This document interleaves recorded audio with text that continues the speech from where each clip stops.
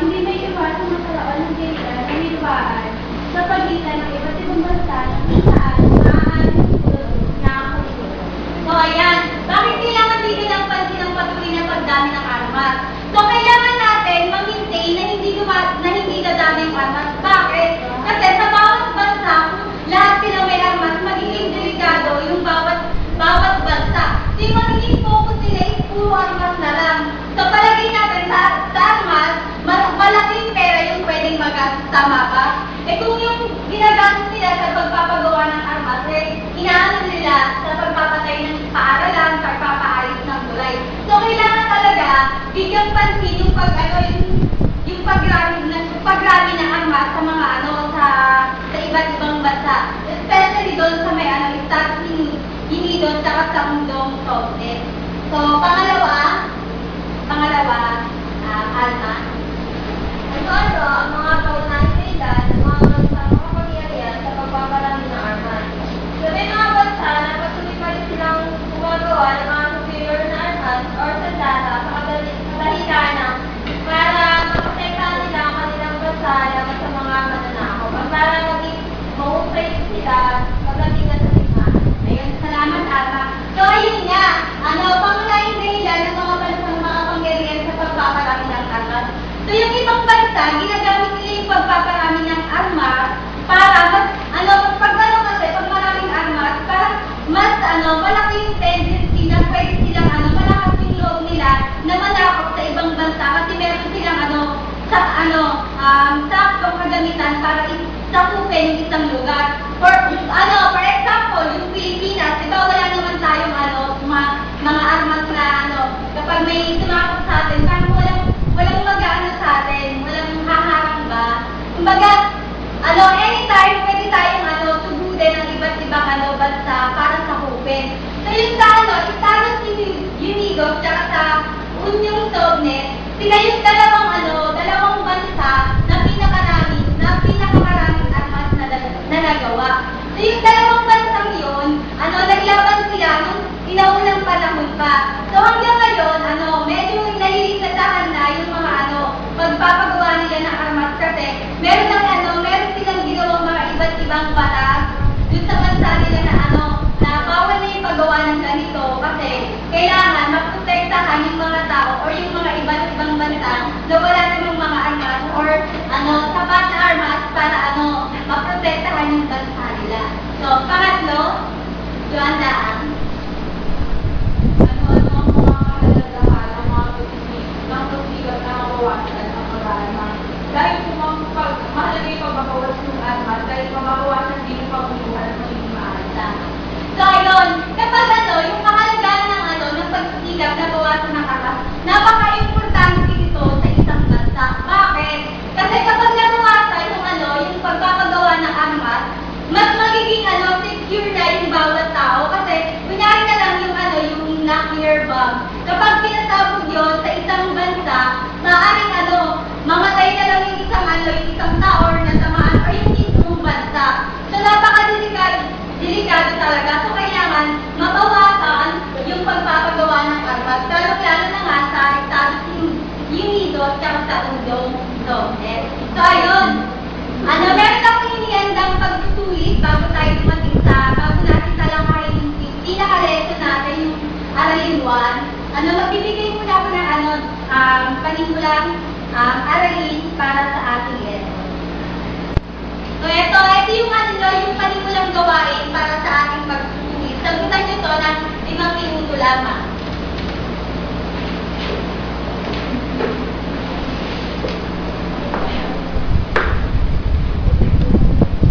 So ayan, binibigyan ko lang kayo ng 5 minuto para gawin yan. Tapos na bang lahat? Oo! Maaari na natin ipasa sa kaliwa.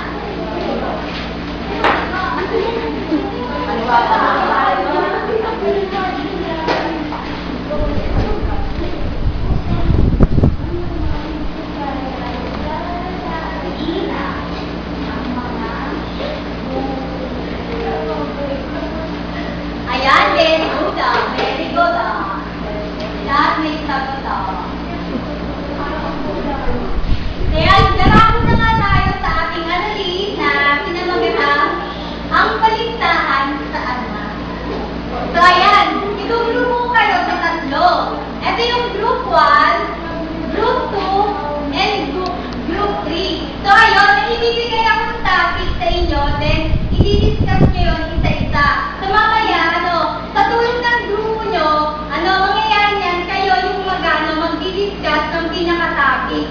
Sa pamamagitan nyo, dapat maintindihan ng mga classmates nyo, and yung teacher nyo, yung sasabihin nyo sa harapan. Naiintindihan po ba? Ayan. Very good. Group 1. So, maaari tayong kumilos or makitaan. Pipilo ka po. Pamimili pa mo kasi ba?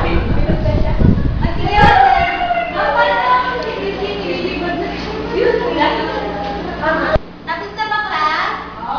So, ayan, harapin na tayo sa pag-i-explain ng bawat grupo sa ibinigay kong mga tanong. So, group 1, sino mag-explain? Joanne and Mariel. So, dito po tayo sa harap.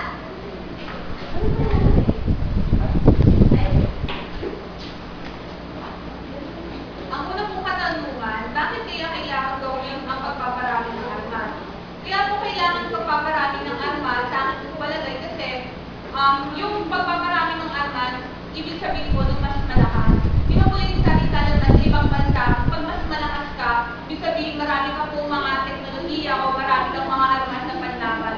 Kaya po yung security. Siyempre po yun po yung mga panlaban natin sa terorista kapag meron po mga ibang mananakot doon na pumunta sa ating bansa.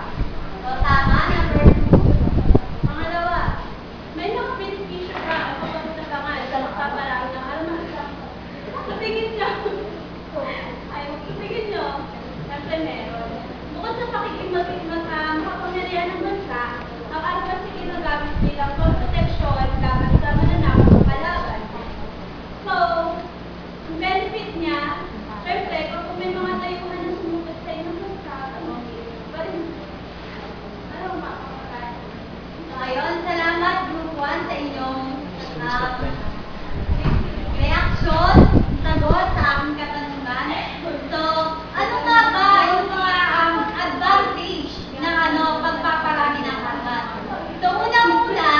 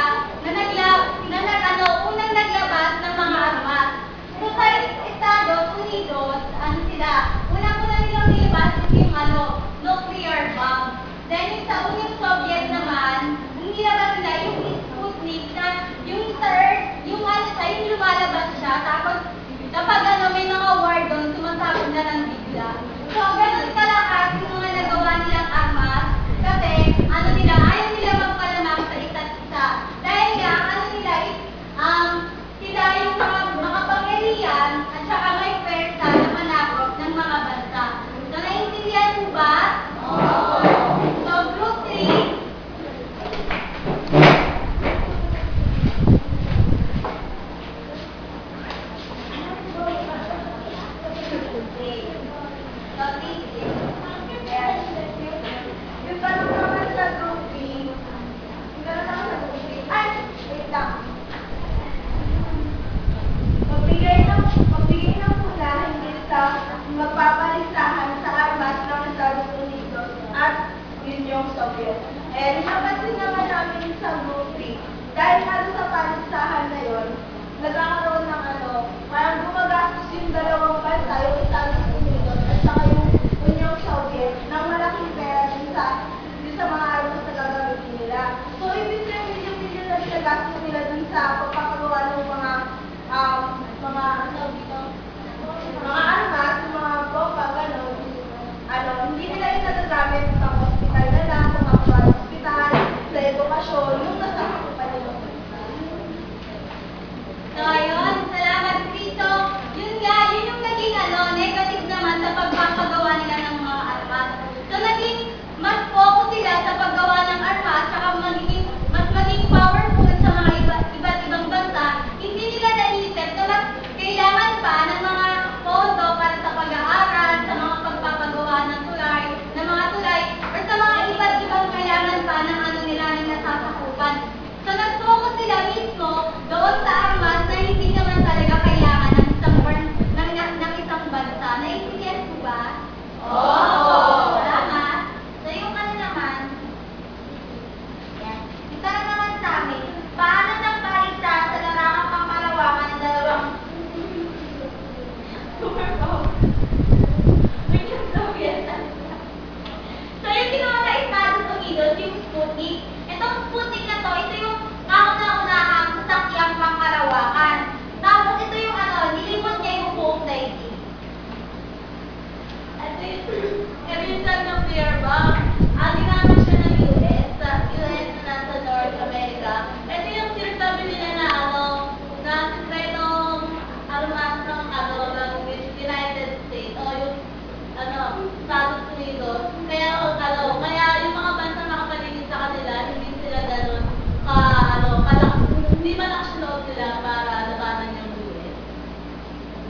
Yan, ginamit din ng Estados Unidos yung missile. So yung missile, ito yung nagdakang pandipa para daw sa ibang bansa. So ay naman sa Western Dictionary, ito yung isang weapon or weapon na nag-i-explode o sumasabog kapag nare-reach na niya yung target niya. So parang rin siyang nuclear bomb, pero mas malakas na yung nuclear bomb. Ayan, salamat Group 3 sa inyong mga sagot.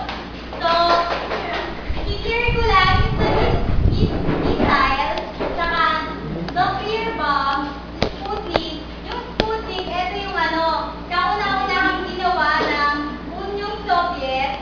Then, pati yung nuclear bomb, unang ginawa ng Estados Unidos, saka yung missile. So, etong missile, nagpapasabog to ng isang bansa. So, maaari niyang gawin yung pagpalupo ng isang bansa or mapawala yung isang bansa sa mapa. Kagaya ng nuclear bomb, mas malakas sa nito kaysa sa missile. So, nagagawa rin ito magpasabog ng isang lugar. Yung Sputnik naman pangkalawakan lang siya na nililipot niya yung sa daigdig na nagpapasabog pero hindi ganun na katulad na yung dalawang choice. Nagpapaano talaga siya, pwede siyang yung isang tirahan lang is mamamatay na kagad yung tao o yung tao doon sa isang bansa. Naintindihan mo ba? Oo! Ngayon, darako na tayo sa ating aralin pangatlo na tatalakayin naman ni Teacher Dayan. Maraming salamat. Dadako naman tayo at ating tatalakayin ang mga pulong at kasunduan tungkol sa pagpaparami ng armas. So dahil nga sa pagpaparami ng armas ng mga malalaki at mga kapangyarihang bansa, nanganganib ang ating kadaigdigang kapayapaan at seguridad. Kaya naman nagkaroon ng iba't ibang kasunduan para mapigilan ang mga ito.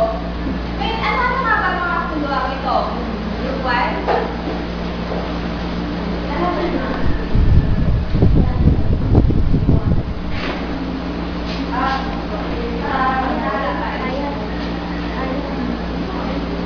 So, nagkaroon po ng mga iba't ibang kasunduan. Una nga po ay yung Strategic Arm Limitation Talks or yung SALT 1 at saka 2.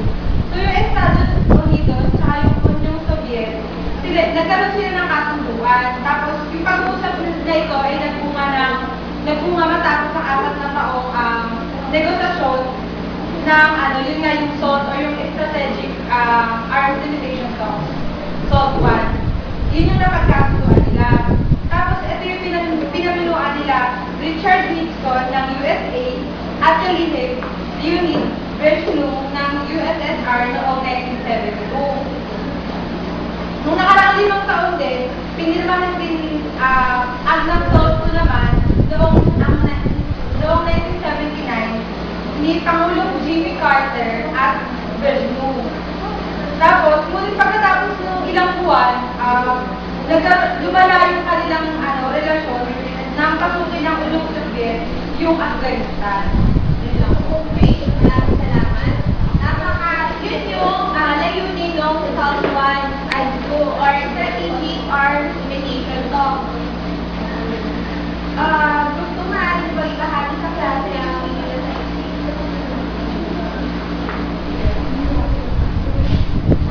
Sa amin naman po, yung START 1 o yung Strategic Arms Reduction Talk, at yung INF o yung Intermediate Range Nuclear Forces. So, nung nanungkulan si Pangulong Reagan ng USA at si Kalihim Mikhail ng USSR, so doon nasimula yung negosasyon sa pagkontrol ng armas. So, yun nga yung negosasyon na tinawag na START 1 at saka INF. So, yung INF, nilagdaan siya noong December 8, 1987. Okay, mahusay. Paano naman yung Group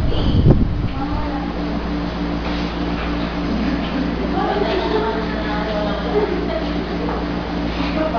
So, sabi naman yung conventional forces behavior. So, noong 1990, nakapagkasundo si Gordon Group sa mga pinuno ng bansang Europa para limitahan ang mga pakaraniwang armas na ginagamit nila. So, noong pinirmahan yung conventional forces in Europe ng 22 bansa ng nakasabing ng NATO or yung North Atlantic Treaty Organization at ng Warsaw Pact. Okay, tama. Wala yung mga sinabi. Sapagkat na matapos ang dekada 60, ang USA or Estados Unidos at ang Soviet ay nagkaroon ng negosasyon upang mapagkasunduan ang pagkakalat ng mga methods at upang maayos ang patuloy na mainit na relasyon sa pagitan ng dalawang bansa. Ngayon, nagkaroon nga ng mga kasunduan upang magpigilan ng patuloy na pagpaparami ng mga armas. Ito nga yung Strategic Arms Limitation Talk 1 and 2. Yung 1 noong 1972 and yung 2 naman ay noong 1979. Sinundan naman ito ng Strategic Arms Reduction Talk at INF or Intermediate Range Nuclear Forces noong 1987 at Conventional Forces noong 1990. At panghuli naman ay Strategic Arms Reduction Talk noong 1991. Okay, ngayon alam na natin ang mga pulong at kasunduan tungkol sa pagpaparami ng armas. Ngayon naman, alamin natin ang mga provision na nasasaklaw ng mga kasunduan ito. So, yung 1, sa harap, first four na unang 4 na kasunduan ay ang civil duty, general mutual reduction of forces of armament, and associated measures in Central Europe, anti-ballistic missiles or ABM-30, and biological weapons board convention. So, sa civil duty, ito yung nagtawag ng maglagay ng sandatang nuclear na uling ito sa puso ng kapalagan. So, yung biyan ito, mutual reduction of forces of armament and associated measures in Central Europe, ito yung pagpupulong ng mga bansang kasapi ng North Atlantic Treaty Organization or NATO at Warsaw Pact tungkol sa pagkakaroon ng matatag na ugnayan at pagpapanatili ng katalagan ng kapayapaan at seguridad ng bawat isa. So yung anti-ballistic missiles or yung ABM-30, ito yung kasunduan sa pagitan ng Estados Unidos at ng Soviet tungkol sa paggagawa ng anti-ballistic missiles. So yung pang-apat is biological weapons convention. Ito yung ito bumulong tungkol sa pagbabawal ng pagpapaundan, kagawa at pagiging dako ng sandatahang bacteriological na Maraming salamat. So, naiintindihan niyo ba? Okay. Group 2.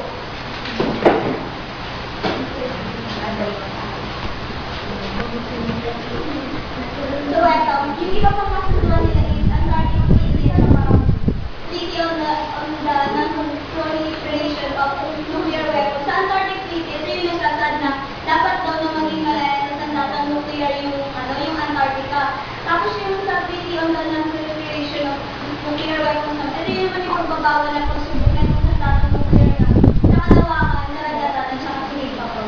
So yung next naman is yung Strategic Arms Limitation Cup or Result 1 and 2. Yung Result 1 naman, noong August 1972, nagtakda ito sa bilang ng mga anti-ballistic missiles na maaaring gawin ng Estados Unidos at Union Soviet na walang limitado ang paglulusan ng mga missiles sa dalawang base o misilan sa bawat bansa. Nung Result 2 naman, ito yung binalang ng dalawang mga pamilya na bansa na palagi ang hinto ang pagdagdag ng ICBM at kung maaari bawasan ng bilang. Okay, palakpakan natin sa lahat. Okay.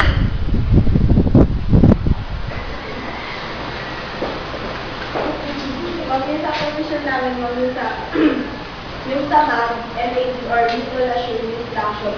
Ito naman yung provision na hindi nila pinatigil yung pagpapagawa ng maraming pagpaparami ng mga na sila para makasiguro dun niya kapag nagkaroon ng mga labanan, gano'n. Tapos yung isa naman is yung conventional forces in Europe. Ang Asia at Amerika ay nagkasundo na bawasan ng imbak nila sa 6,000 na sandata. Sa ilan marahil sa pagkahangad ng Iran at North Korea ng kakayahang pang-nuclear na maaaring maging hadlang sa mga hakbang na mawawala ng paglaban ng sandatahang nuclear. Okay, tama. Ang mga kasundang ito ay mayroon ng iba't ibang provision ngunit may isa naman ang layunin ng mga ito. Ito ay upang mapigilan ang pagpaparami ng armas. So ngayon, alam na natin ang mga kasunduan at kanilang mga provision. Ngayon naman, dadako tayo sa pangatlong alamin natin. Tatalakayin natin dito ang epekto ng pagpaparami ng armas, lalong-lalo na sa pandaigdig ng kapayapaan. So, ano nga bang epekto ng pagpaparami ng armas, lalong-lalo na sa ating pandaigdig ng kapayapaan? Epekto ng pagpaparami ng armas sa pandaigdig ng kapayapaan. Ang posibilidad po nito ay pag-aaway ng Estados Unidos at Uniong Soviet na maaari po magdala ng maguluhan o hindi maayos na pakikitungo maging sa ibang nasyon. Okay, salamat. Alam ba natin yung Cold War? Alam ba? Okay. Yung Cold War kasi, habang umiiral ang Cold War, ang Estados Unidos at ang Soviet ay nagkakaroon ng alitan. Sapagkat nagkakaroon sila ng paligsahan higit sa kanilang ideolohiya at teknolohiya. Kaya ito tinawag ng Cold War sapagkat wala naman lahat na namamagitan sa kanila. Bali, nagpapaligsahan sila kaya tinawag yung Cold War. Ngayon sa patuloy na pag-aaway ng Estados Unidos at Union Soviet, ito ay isang malaking banta sa pandaigdigang seguridad. Katulad na namin natin ng Group 1 kasi hindi lamang sa mga bansang ito, kundi pati na rin sa ibang pang nasyon. Lalo-lalo na sa mga maliliit na bansa na kung saan ang mga bansang ito, ang Estados Unidos at Union Soviet ay may mga nakatayong basilidad. So ngayon, ano naman ang epekto nito sa iba't ibang pang panig ng mundo? So, yun nga, yung patuloy na pagbalian sa dalawang bansa, so, magdudulot siya ng patuloy na pagdudulot ng mga armas ng dalawang bansa ng itong kanina po yung Soviet tapos Estados Unidos. So, dahil nga po doon, hindi malayo na magkakaroon tayo ng ikatlong digmaan sa daigdig. So, kapag ka nangyari yun, hindi lang naman yung mapipinsala, ari-arian, pati buhay po, mapipinsala. Okay, tama. Sapagkat isang pakambangan ay dudulot ng pag-aaway ng dalawang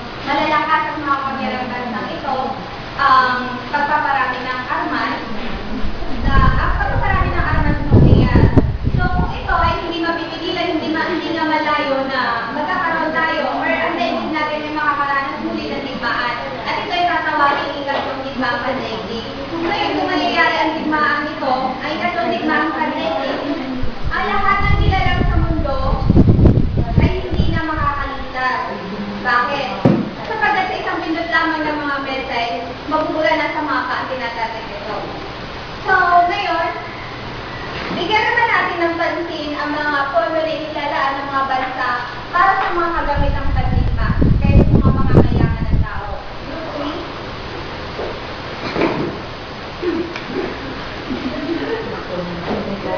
Alam ko, nararapat lang po na nagpukoto po sila para po sa libre bakuna na para sa mga bata na may hirap na bansa. 500 million US dollar po. Tsaka malinis na tubig po para sa lahat ng para sa 5 milyong tao. Tapos pagbibigay po sila ng dalawang klase ng hayop sa bawat pagsasaka. Tapos po, naglaan din po sila ng 120 billion para po sa education. Okay? So yung mga binanggit niya, yun na yung katumbas ng isang submarino lamang na kagamit ng pandigma. So kasi mga bansa ngayon ay naglalaan na mas malaking pondo sa para sa kagamit ng pandigma dahil sa mga pangangailangan ng tao. So katulad yan na binanggit niya kanina, ang katumbas ng isang submarino na nagkakahalaga ng 2 bilyong dolyares, katumbas na ngayon ng pagpapaaral para sa pagkain ng mga bata at yung pandemic.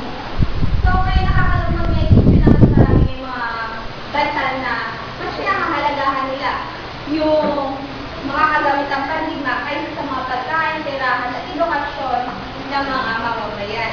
So ayon kasi sa pagsusuri ng International Institute for Strategic Studies, tumaas na ng 13% ang pagbili ng armas noong 1995. So, ang mga bansang Amerika, Grand Britannia, Francia, ang pangunahing nagluluwas ng mga armas dito, samantalang ang Saudi Arabia, ang pangunahing mamimili nito na gumagastos ng $7 billion taon-taon. Sinundan naman ito ng Egypto na gumagastos ng $2.2 billion taon-taon. So, para sa ating panghuling katanungan,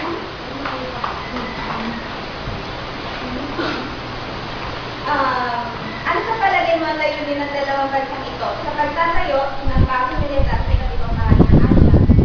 At ano ang epekto nito?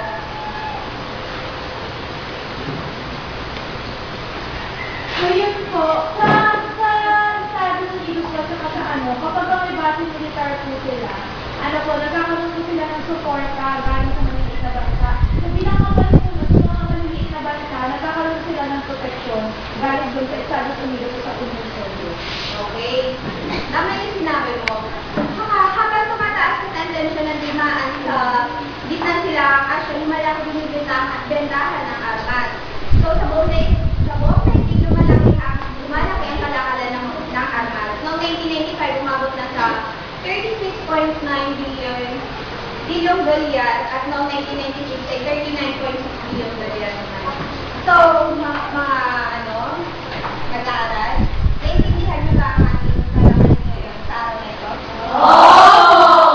Okay, kung talaga naintindihan niyo, nakasagutan ninyo itong panghuling natin.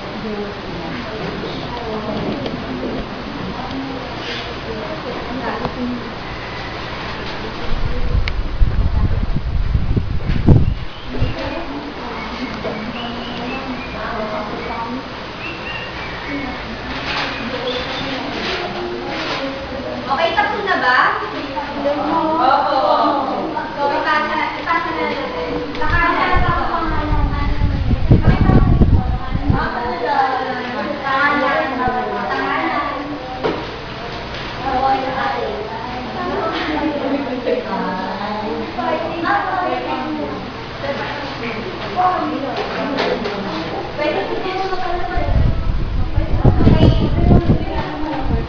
Para sa inyo, Dr. Madalina, lalo na mga